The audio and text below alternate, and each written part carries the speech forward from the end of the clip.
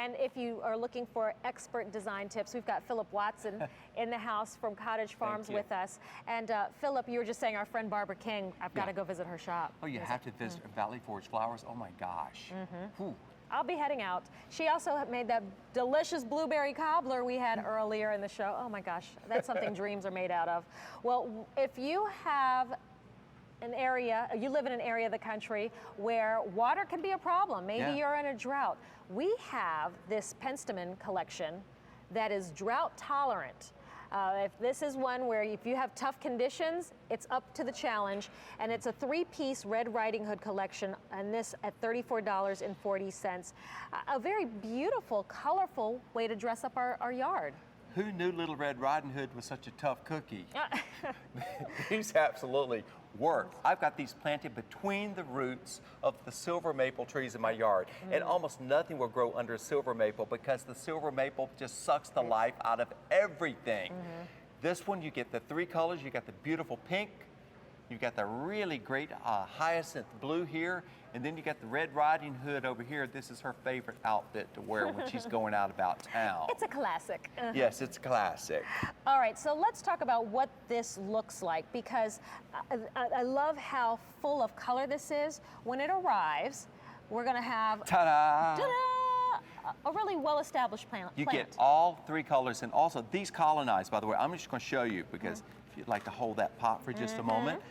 Well rooted. I always untangle the roots before I plant it. But you can see how this is already spreading. See all the plants in there? It doesn't take over anything, but it spreads. It forms a nice clump. Each one of these will form a clump.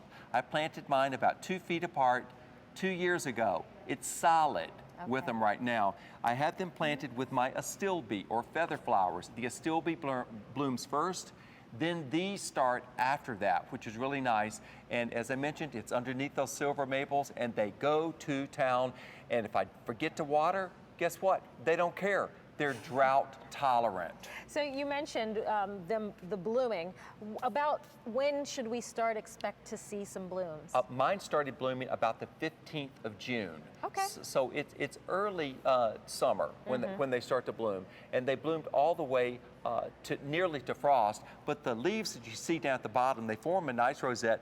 They are semi-evergreen, so even in this area of Pennsylvania, I can see where they're planted in the wintertime. Some things, the daylilies go completely away until they start to sprout back up in the spring. These never go completely away. They're just absolutely there. And there is the Delft blue, wiry stems, which make them great for cutting.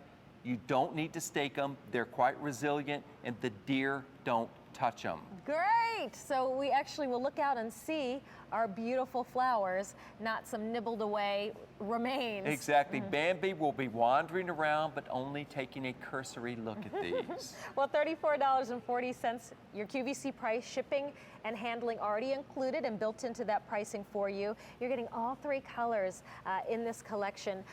Now, it really sounds like there's no bad place to put these. Do they mind sun, though? Grow them in full hot baking sun. They're perfectly happy, but they will do fine, like in my garden, in the high canopy shade, which gives me a look that works in an area with root competition. If you've had troubles, daylilies will work in those areas too, but not many other things will. These are also good companions for your daylilies. You asked me earlier what works with certain plants. These are ideal with your daylilies. And we actually had a nice collection earlier in the show, if you'd like to ask the operator about our daylily selection, that you could put these with. The Red Riding Hood Penstemon collection. This is a unique look.